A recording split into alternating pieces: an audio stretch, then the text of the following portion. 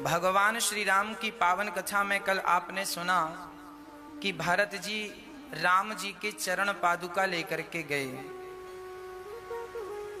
चरण पादुका को भरत जी ने कहां रखा? सिंहासन पर। इसका अर्थ क्या है कि सिंहासन पर तो राम जी हों और सिंहासन पर राम जी को बिठाकर हम जो भी काम करें इस भाव से कि ये काम हमारा नहीं, ये काम राम जी का है। जब हम इस विश्वास से काम करेंगे तो निश्चित हमारा कल्याण होगा। आज व्यक्ति थोड़ी सी उपलब्धि प्राप्त कर लेता है, थोड़ा सा यश प्राप्त कर लेता है तो वह अहंकार में डूब जाता है। थोड़ी सी रामचरितमानस में लिखा है, क्षुद्र नदी जल भरी तो राई, अर्थात छोटी छोटी नदियों में थोड़ा सा पानी गिर जाता है ना तो बाढ़ आ जाती है, जबकि कितना भी पानी बरस जाए पर समुद्र में बाढ़ नहीं आती।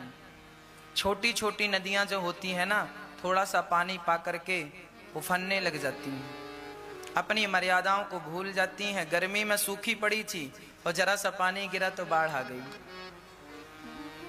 छोटे छोटे लोग ऐसे होते हैं, थोड़ा सा धन पाया, थोड़ी सी प्रतिष्ठा पाई तो अहंकार में घूमने लगे। अहंकार किन्हें आता है और अहंकार आने की संभावना किसे है? अहंकार उन्हीं को आता है भक्तों, जो अपने आप को कर्ता मान के चलते हैं, मैं कर रहा हूं। भरत जी को अहंकार नहीं आया। क्यों नहीं आया? क्योंकि उन्होंने अपनी सिंहासन पर राम जी को बिठा रखा है।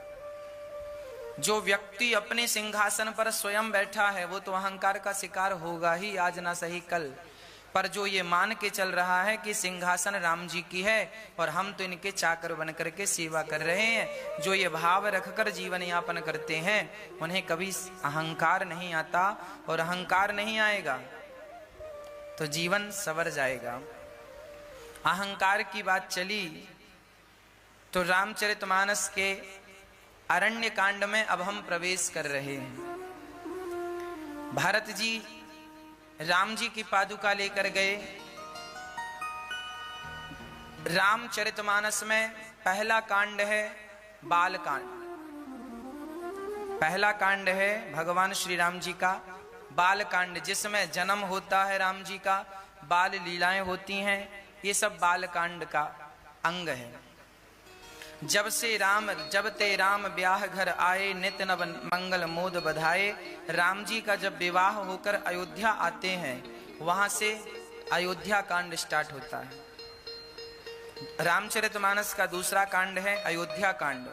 अयोध्या में जितनी भी लीलाएं हुई, राम जी का विवाह जब होकर आया, दशरथ जी का विचार हुआ कि राम को राजा बनाए, मंथरा के द्वारा कैकेयी का भड़काना, और भरत जी राम का दर्शन करने चित्रकूट आए और खड़ाऊं लेकर जब तक नहीं गए तब तक अयोध्या कांड ही चलता रहा।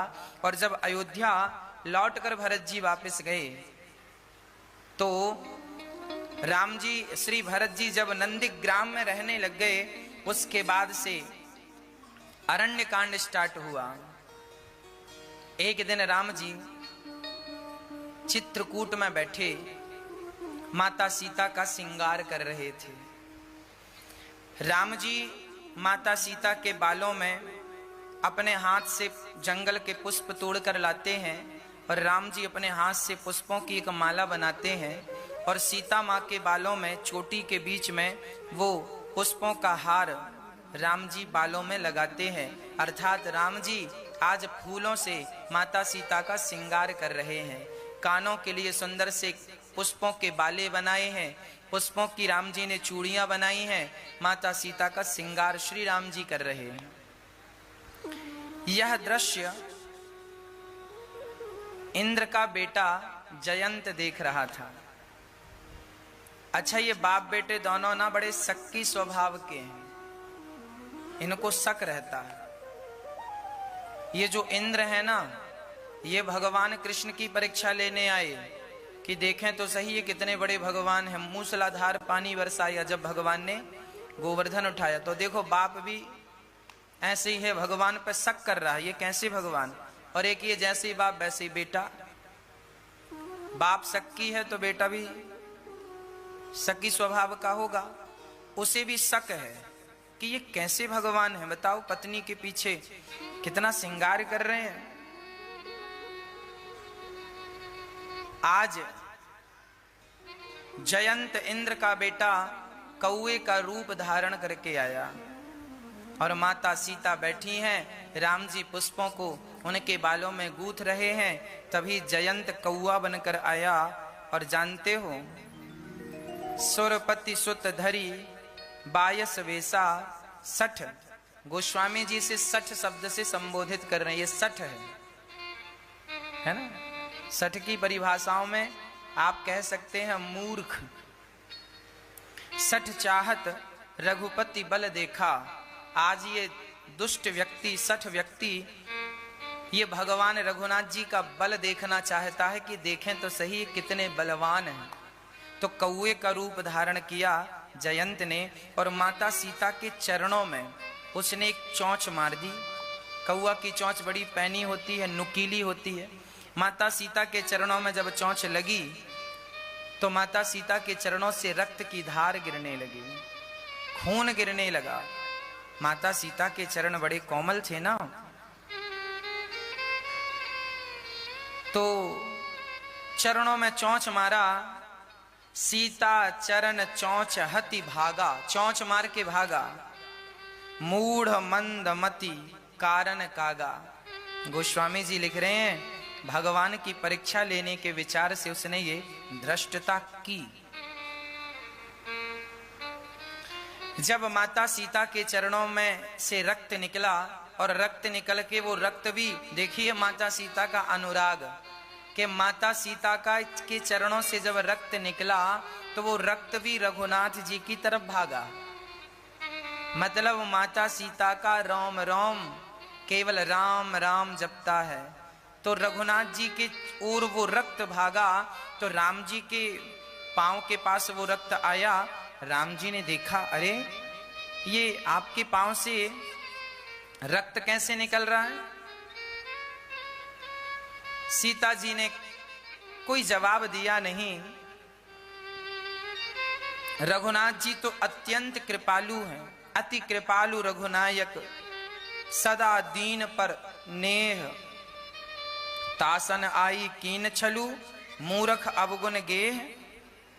वैसे तो भगवान बड़े दयालु हैं, पर उसने माता सीता के चरणों में चोंच मारी है। अब तो वहां एक तिनका पड़ा था, तिनके का धनुष बनाया राम जी ने और तिनके का ही एक बाण बनाया इतना सा और जयंत के पीछे यूं छोड़ दिया। वह बाण ब्रह्मास्त्र बन गया और वो भागा जयंत को मारने के लिए। अब जयंत ने पलट कर देखा तो ब्रह्मास्त्र आ रहा था और ऐसा ब्रह्मास्त्र जिसे भगवान राम ने छोड़ा है। अब उससे रक्षा कौन करे। जयंत दौड़ा दौड़ा पिताजी के पास गया, इंद्र के पास। पिताजी बचाओ, क्या हुआ। बोले मैंने माता सीता के चरणों में चोंच मारी है और ये बाण लगता है रघुनाथ जी ने छोड़ा है। इंद्र बोले यहां से तुरंत निकल जा,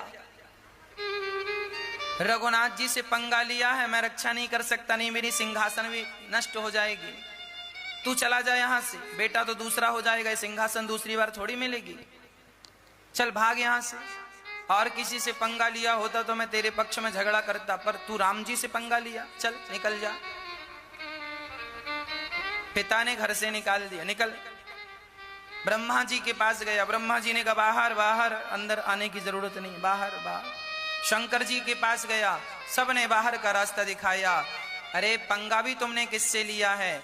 यदि भगवान का अपराध किया होता ना तो भगवान तुम्हें क्षमा कर देते, पर भगवान का अपराध नहीं किया। भगवान के सीता माँ कौन है, भक्त हैं, भक्ति स्वरूपा हैं।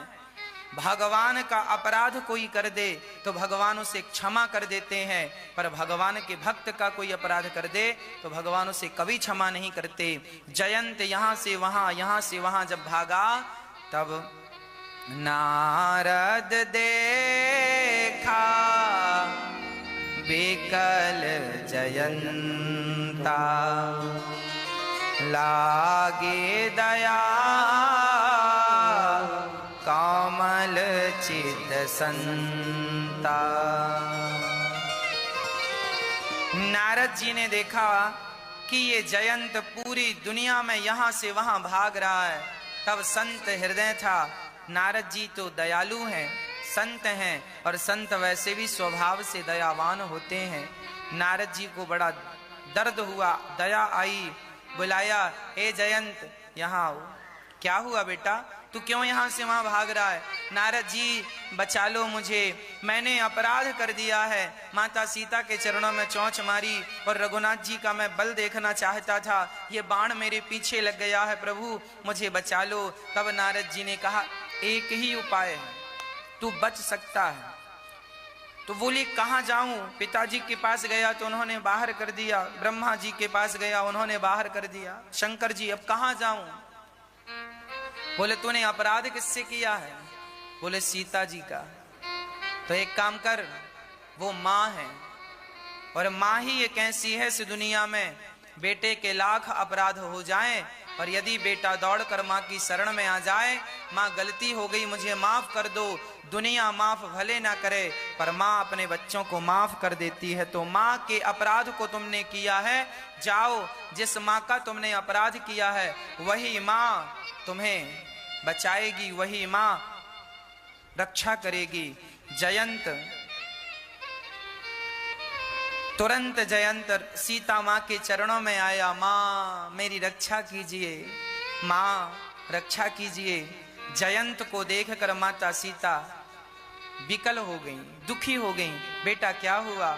माँ मैं आपकी शरण में हूँ, अपराध हो गया, मैंने आपके चरणों में चोंच मारी और राम जी ने बाण छोड़ दिया, ये बाण मुझे जला देगा, मैं मर जाऊंगा।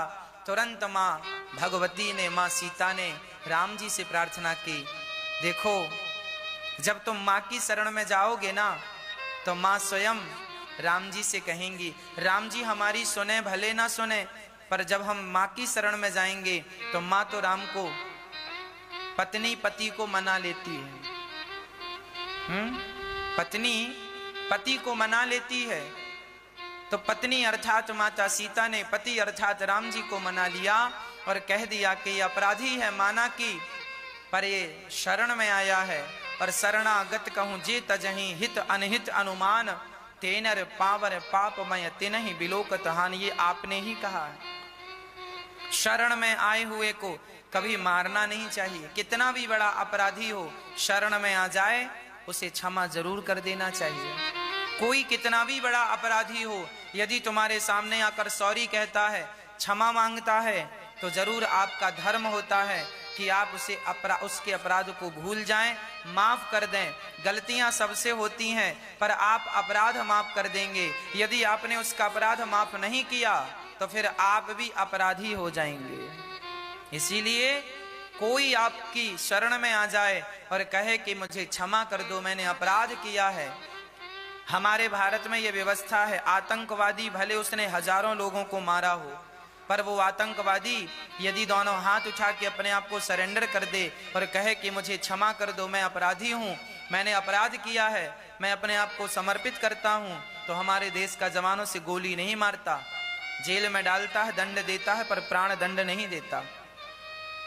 शरण में आए हुए को जीवन दान देना यही हमारा धर्म है और यही माता सीता कह रही हैं। तब राम जी को भी दया आई माँ भगवती के कहने से और उसे छोड़ दिया गया, छोड़ दिया राम जी ने, कोई बात नहीं, जा। इसीलिए कहा करता हूं कि कभी भगवान की परीक्षा लेने की कोशिश ना करना। भगवान की परीक्षा लेना चाहा जयंत ने, परिणाम त्रिलोक में कोई बचाने वाला नहीं मिला। जब भगवान से कोई पंगा लेता है ना तो फिर उसकी रक्षा करने वाला इस सृष्टि में कोई नहीं है। बताओ भला भगवान से कौन तुम्हें बचाएगा और हमें बचाएगा। इसीलिए सदा भगवत शरण में हमें रहना चाहिए। अब वहां से अब राम जी का ना चित्रकूट में मन नहीं लग रहा है, चित्रकूट से आगे जाने का मन है राम जी का। आगे क्यों जाना चाहते हैं? इसलिए कि अब वो चित्रकूट में जहां जहां देखते हैं ना उन्हें भरत ही भरत दिखाई पड़ते हैं। यहाँ भरत बैठा था, यहाँ गुरुजी बैठे थे, यहाँ माँ बैठी थी, अब तो भरत ही भरत दिखाई पड़ रहे हैं। अब राम जी चित्रकूट से आगे नासिक की ओर, पंचवटी की ओर चल रहे हैं। चित्रकूट आज कहाँ है पता है आपको? मध्य प्रदेश और उत्तर प्रदेश के सेंटर में चित्रकूट। रीवा, सतना, रीवा से पहले यूपी की तरफ, उत्तर प्रदेश की तरफ कामतानाथ जी की परिक्रमा दोनों प्रदेशों से होकर गुजरती है, मध्य प्रदेश और उत्तर प्रदेश। हाँ? उत्तर प्रदेश और मध्य प्रदेश से होकर के गुजरती है कामतानाथ जी की परिक्रमा। ये चित्रकूट धाम वही पावन धाम है जहां राम जी विराजे थे। अब राम जी यहां से होते हुए मध्य प्रदेश के रीवा के पास से होते हुए अब राम जी जा रहे हैं नासिक, पंचवटी। रास्ते में कहां कहां से गुजर रहे हैं राम जी? छत्तीसगढ़ होते हुए राम जी आगे चल रहे हैं। अब राम जी जैसे ही आगे चले तो सबसे पहले पास में ही, चित्रकूट के पास ही अत्रि जी का आश्रम था। अब राम जी आगे क्यों जा रहे हैं? क्योंकि आगे नहीं जाएंगे तो संतों का दर्शन कैसे होगा। अत्रि जी का आश्रम था। ये वही अत्रि जी हैं जिनकी पत्नी का नाम अनसुईया है। अनसुईया मां अत्रि जी के साथ प्रेम पूर्वक जंगल में रहती हैं और प्रेम पूर्वक पातिव्रत धर्म का निर्वहन करती हैं। राम जी चले तो चलते चलते राम जी पहुंच गए अत्रि जी के आश्रम में। अत्रि जी ने भगवान को प्रणाम किया। करत दंडवत मुनि उरलाए, प्रेम वारिदौ जन अनवाए। देखे राम छवि नयन जुड़ाने। राम की छवि देखकर अत्रि जी के नयन जुड़ाने। लोग गांव में बात कहते हैं, छाती जुड़ा गई। भाषा जानते हैं? नहीं जानते। कलेजे को ठंडक पड़ गई, ऐसा बोलते हैं ना। पड़ गई तुम्हारे कलेजे को ठंडक। उसी को सामान्य गांव की भाषा में गोस्वामी जी यहां उस भाषा का प्रयोग कर रहे हैं। देखे राम छवि नयन जुड़ाने। राम की छवि देखकर नयनों में थोड़ी सी ठंडक आई। जुड़ाने मतलब ठंडक आई। ये गांव की भाषा में ये शब्द आज भी प्रयोग होते हैं। ये उसी तरफ की भाषा है। रीवा, सतना, वो मध्य प्रदेश का आधा बेल्ट इसी भाषा का प्रयोग करते हैं वहां। तो देखे राम छवि नयन जुड़ाने, सादर निज आश्रम तब आने। अत्रि जी के नयन जुड़ा गए मतलब आनंद से भर गए, मतलब शांति मिल गई। आज आंखें तृप्त हो गईं राम को देखने के लिए। शायद ये आंखें अभी तक इंतजार कर रही थीं, अब तो राम को देखकर ठंडक मिली है। हाथ जोड़कर श्री अत्रि जी प्रार्थना कर रहे हैं। हाथ जोड़कर स्तुति की श्री अत्रि जी ने और कहा कि मैं सदा आपका चिंतन करता रहूं। हे नाथ, मैं आपको कभी भूलूं नहीं। यही इसका अर्थ है। हे नाथ, मैं आपको कभी भूलूं नहीं, सदा मेरी बुद्धि आपका स्मरण करती रहे। यहाँ अत्रि जी के संग बैठ गए राम जी, पुरुषों के संग पुरुष, और सीता माता चली गई अनसुईया जी के पास। अच्छा, अनसुईया कौन है? इस सृष्टि की सबसे बड़ी पतिव्रता नारियों में यदि किसी का नाम है सुनहरे अक्षरों में तो वो माता अनसुईया है। अनसुईया के पद गहि सीता, मिली बहुर सुशील विनीता। श्री सीता माँ अनसुईया जी के चरणों में जाकर प्रणाम करती हैं और हाथ जोड़कर कहती हैं, माँ मेरा मार्गदर्शन करें।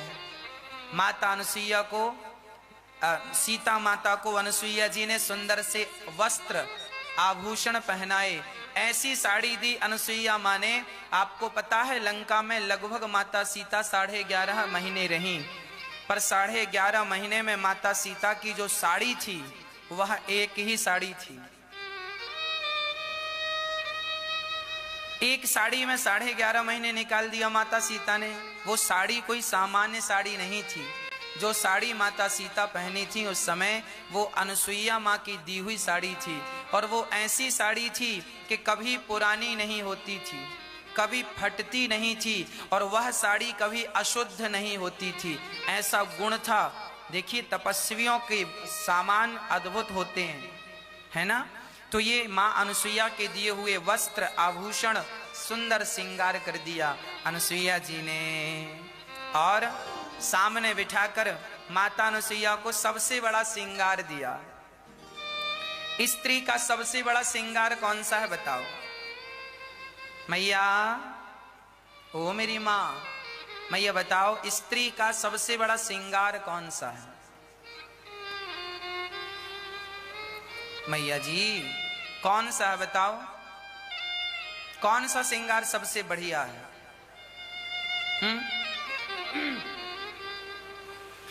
स्त्री जात का सबसे बड़ा श्रृंगार है पातिव्रत श्रृंगार।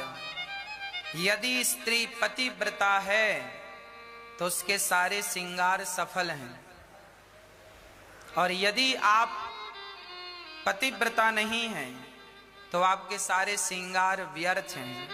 आज माता अनसुईया ने सती अर्थात सीता माँ को क्या दिया? उपदेश दिया। आप लोग अपनी बेटियों को उपदेश करते हो कि नहीं? आप लोग भी जरा अपनी बेटियों को बिठाला करो।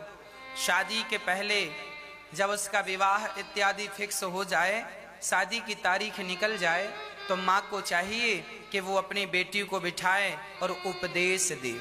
क्या उपदेश दे? यही उपदेश दे, धीरज धर्म मित्र अरु नारी,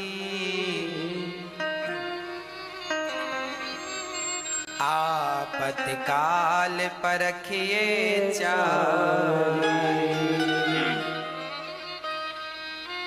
माता अनसुईया ने कहा कि स्त्री को धीरज, धर्म, मित्र और नारी, इन चारों को विपत्ति के समय में परखा जाता है।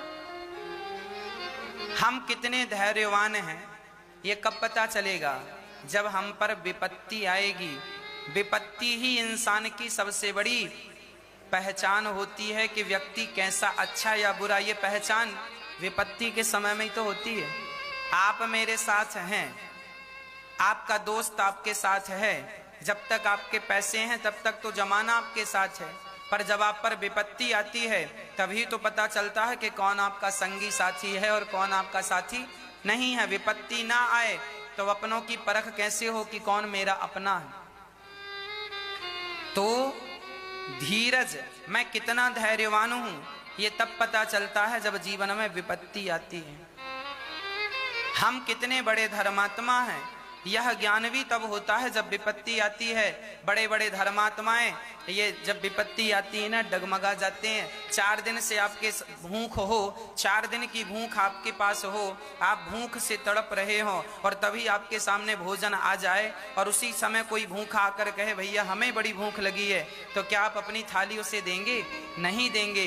पर राजा रंतिदेव ने लगभग 50-60 दिन की भूख को सहकर भी चांडाल को भोजन कराया था। मतलब धर्म की परीक्षा भी विपत्ति के समय में होती है, और मित्र की परीक्षा भी विपत्ति के समय में होती है, और पत्नी स्त्री की परीक्षा भी विपत्ति के समय में होती है।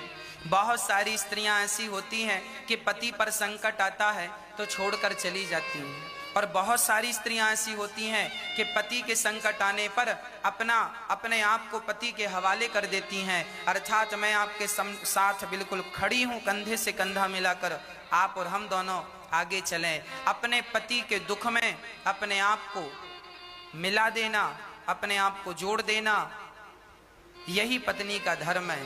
पति के दुख में उसका त्याग कर दे, ऐसी नारी ठीक नहीं है।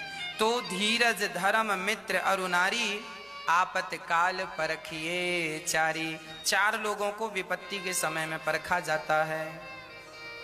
अनुसुईया जी कहती हैं, सुनो बेटी सीता सुनो, हम सभी नारियों को पतिव्रता होना चाहिए। अच्छा, पतिव्रता मतलब माँ आप समझाइए। बोले जो स्त्री अपने पति का कभी त्याग ना करे, पति कैसा भी हो, वृद्ध रोग बस जड़ धनहीना, अंध बहिर क्रोधी अति दीना, ऐसा हूँ पति कर किए अपमाना, नारी पाव जमपुर दुख ना। पति कैसा भी हो, अंधा हो, लंगड़ा हो, बहरा हो, काना हो, पति रोगी हो, निरोगी हो, पति कैसा भी हो, नारी को कभी भी अपने पति का त्याग नहीं करना चाहिए। ये हम नहीं कह रहे हैं, अनुसुईया माँ कह रही हैं, हम तो केवल व्याख्या कर रहे हैं। क्या कह रही है माँ? पति कैसा भी हो मैया, अंधा हो, लंगड़ा हो, बहरा हो, काना हो, कभी भी स्त्री को अपने पति का त्याग नहीं करना चाहिए। एक लड़का मेरे पास आया, बोले गुरुजी हमारी पत्नी मायके चली गई। हमने कहा क्यों मायके चली गई? बोले गुरुजी हमसे रोज कहा करती थी होटल ले चलो खिलाने, होटल ले चलो खवाने, होटल ले चलो। हमारा इतना बजट नहीं था कि होटल में खवाएं, भाग गई मायके। एक सज्जन बोले महाराज जी हमारी पत्नी रोज कहती थी कुल्लू मनाली ले चलो घुमाने, कुल्लू मनाली ले चलो घुमाने, हम नहीं ले गए, सो मायके चली गई। कलयुग में ऐसी पत्नियां हैं। अब बताओ, पति कैसा भी हो, अंधा हो, लंगड़ा हो, बहरा हो, गरीब हो, शादी के पहले ही तुम्हें सब देख लेना चाहिए कि अंधा तो नहीं है, लंगड़ा तो नहीं है, बहरा तो नहीं है, गरीब तो नहीं है। जब शादी कर लिया, माला मंगल सूत्र पहन लिया, उसके नाम की मेहंदी रचा ली, अब धर्म कहता है कि वो तुम्हारा भगवान हो गया। वो कैसा भी है, शादी के पहले तुम्हारी आंखें कहाँ थी? तुमने क्यों नहीं देखा, क्यों नहीं मुआयना किया, क्यों नहीं निरीक्षण किया, सब प्रकार से क्यों नहीं देखा परखा? अब शादी हो गई, अब वो हर प्रकार से शास्त्र कहते हैं वो तुम्हारा भगवान है। इसीलिए अब पति जैसा भी है उसी के साथ बची हुई जिंदगी निर्वहन करना चाहिए। एक 50 साल की मैया मेरे पास आई, गुरुजी क्या हुआ? बोले मैं पति से परेशान हो गई हूं, 50 साल की हो गई हूं, अब मुझे तलाक चाहिए। मैंने कहा तुम्हारे बच्चे कितने हैं? बोले 2 बच्चे हैं, दोनों का विवाह हो गया, दोनों के बच्चे हो गए। लो, बेटों का विवाह हो गया, बेटों के भी बेटा हो गए, और बूढ़ी अम्मा कह रही है हमें तलाक चाहिए। हमने कहा मैया तलाक लेके करोगी क्या? अरे बोले उस आदमी ने जीवन में कभी सुख नहीं दिया, सारी जिंदगी तंग किया, परेशान किया, परेशान हो गई हैं हम उससे, अब तलाक लेना चाहती हैं। हमने कहा मैया गई बहुत थोड़ी रही, बहुत सारी तो गुजर गई तुम्हारी जिंदगी, अब थोड़ी सी बची है। हाथी निकल गया है, पूंछ पूंछ बची है, ये पूंछ भी निकाल लो। भागने से क्या होगा, पहले ही निर्णय ले लेते कुछ। शास्त्र कहते हैं पति कैसा भी हो, तुम्हारा पति बुरा है तो कोई बात नहीं, शास्त्र यह कहते हैं कि हमने ही जीवन में इस जन्म में ना सही, पिछले जन्म में हमसे कोई पाप हुए होंगे, उसी पापों का दंड ये मिला कि पति ऐसा मिला। ये जो बुरे पति होते हैं ना, बुरी पत्नी है, बुरा पति है, ये बुरे पति और पत्नी नहीं होते, तुम्हारे कर्म बुरे होते हैं। वही बुरे कर्म तुम्हारा पति बन करके खड़ा हो जाता है, वही तुम्हारे बुरे कर्म तुम्हारी पत्नी बनकर खड़े हो जाते हैं, और उसी का दंड तुम्हें मिलता है। तुम्हें लग रहा है पति दुख दे रहा, पति नहीं, किसी जन्म के तुम्हारे बुरे कर्म पति बनकर प्रकट हो गए। जो पति है वो पति नहीं है, तुम्हारा कर्म ही तुम्हारा पति है। तुम्हारा बेटा नहीं है, बल्कि तुम्हारा कर्म ही तुम्हारा बेटा है। बुरा कर्म तो बुरा बेटा, अच्छा कर्म तो अच्छा बेटा। बुरा कर्म तो बुरा पति, अच्छा कर्म तो अच्छा पति। पति कैसा भी हो, नारी का धर्म है अपने पति की सेवा करनी चाहिए। हर प्रकार से पति की सेवा करे। जो नारी अपने पति को छोड़ करके पर पुरुष में मन लगाती है, जो नारी अपने पति को छोड़कर चुपके चुपके किसी दूसरे पुरुष को ताकती है, देखती है, उससे संबंध बनाती है, ऐसी नारी घोर नरक में जाती है, घोर नरक में पड़ती है। रामचरितमानस के आरण्य कांड में ये बात लिखी है। आप समय मिले तो दोहा नंबर 4 और 5 के बीच में जो चौपाइयां हैं, अनुसुईया माँ का उपदेश यही है, आप अच्छे से पढ़ लेना। ये अनुसुईया माँ कह रही है, एक पतिव्रता नारी कह रही है। इसीलिए आप समझ लीजिएगा, यदि स्त्री अपने पति को छोड़कर किसी पर पुरुष से संबंध रखती है, वह घोर नरक जाती है और कई जन्मों तक उसे बड़ा दंड मिलता है। इसीलिए नारी पतिव्रता। देखो क्या लिखा है, पतिवंचक पर पतिरति कराई, रौरव नरक कल्प सत पराई। जो नारी अपने पति को छोड़ करके पर पुरुष से संबंध रखती है, ऐसी नारी रौरव नरक में पड़ती है। और कितने दिन तक रहती है? बोले कल्प सत, 100 कल्प। 100 कल्प जानते हैं कितना बड़ा होता? एक कल्प में 1000 बार सतयुग त्रेता द्वापर कलयुग बीत जाते हैं। कलयुग की आयु कितनी है? 4,32,000 वर्ष। ऐसे सतयुग त्रेता द्वापर कलयुग, सतयुग त्रेता द्वापर कलयुग, ऐसे 1000 बार जब 4 युग बीत जाते हैं तब एक कल्प होता है। और ऐसा इसमें गिनती है 100 कल्प। 100 कल्प तक वह नारी घोर नरक में रहती है जो अपने पति को छोड़ करके पर पुरुष से संबंध रखती है। और यही स्थिति पुरुषों के लिए भी है।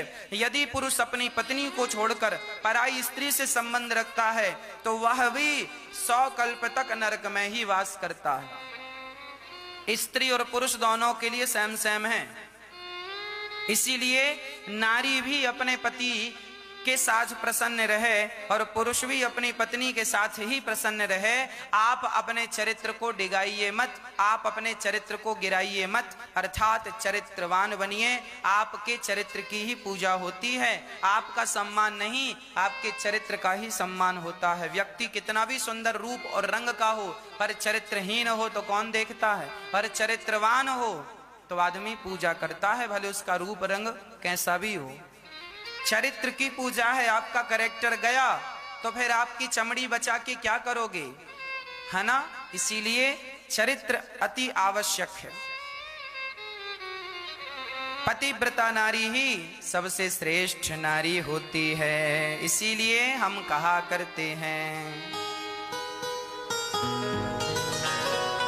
बिन परमेश्वर सूना मंदिर, बिंदिया बिना लीलार सूना,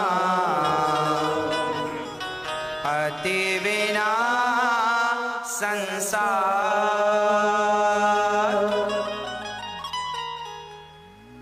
पति ही जप है, पति ही तप है, पति ही है करता।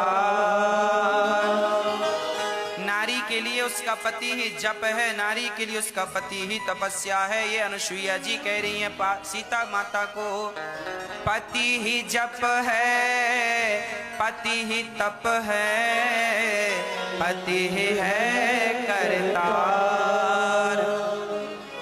पति से ही पत इस तन की है, पति बिन विपति हजार। सुना पति बिना संसार। एक पतिव्रत रहे जगत में, सब व्रत हैं बेकार। बिन पतिव्रत के नारी का तो जीवन है बेकार।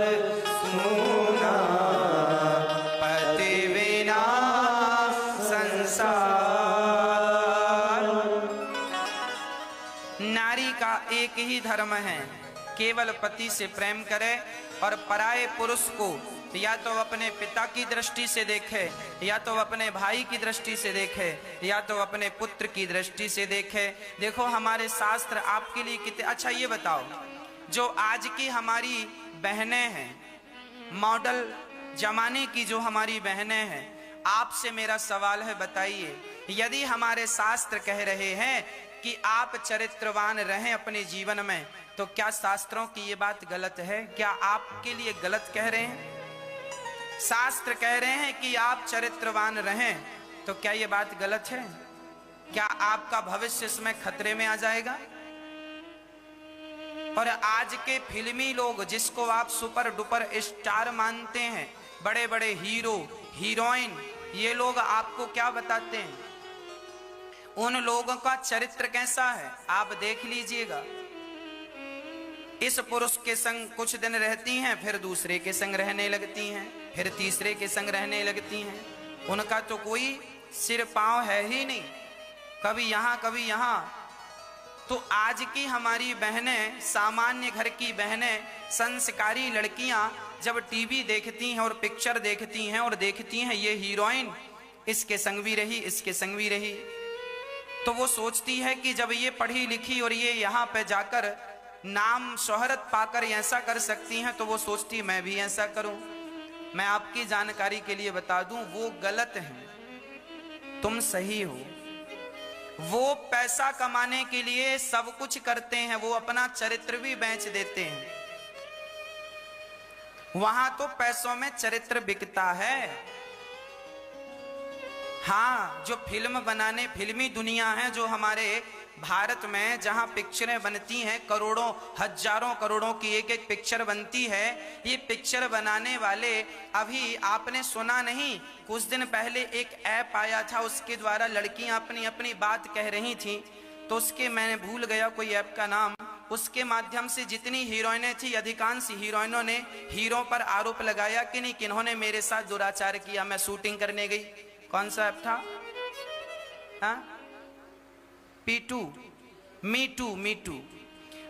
ऐप के माध्यम से हर हीरोइन ने अपनी बात रखी और हीरो पर, बड़े बड़े सुपरस्टारों पर आरोप लगाया कि नहीं, कि इन्होंने मेरे साथ शूटिंग के वक्त इन्होंने मेरे साथ अश्लील हरकत की। बड़े बड़े लोगों का नाम आया, लेकिन जब वो बदनाम होने लगी तो उस ऐप को ही बंद करा दिया। आपको क्या लगता है ऐसी बड़ी हीरोइन हो जाती हैं, ऐसे बड़े हीरो हो जाते हैं? अरे वहां पर चरित्र का सौदा होता है। इसीलिए वो लोग, आप जैसे सभ्य लोगों के, उन लोगों को तो आप अपने घर में झाड़ू पोंछा के लिए भी काम पे नहीं रख सकते, इतना चरित्र से हीन होते हैं। आपके घर की जो काम वाली बाई है ना, वो भी उन हीरो हीरोइनों से करोड़ गुना बेहतर हैं। इसीलिए आप अपना चरित्र बचाएं और देखा देखी के चक्कर में ना पड़ें। मीटू ऐप को क्यों बंद किया गया? क्योंकि बड़े बड़े लोगों की पोल खुलने लग गई, बात दबा दी गई। वो बड़े पावरफुल लोग हैं, पैसे के बल पे बहुत कुछ कर लेते हैं, पैसे के बल पे ही सब काम कर रहे हैं उन लोग। आज समाज को भड़काने का, बरगलाने का काम कौन कर रहा है? अश्लील चित्र कहां से आ रहे हैं? अश्लीलता कौन फैला रहा है? गांव का मजदूर थोड़ी अश्लीलता फैला रहा है।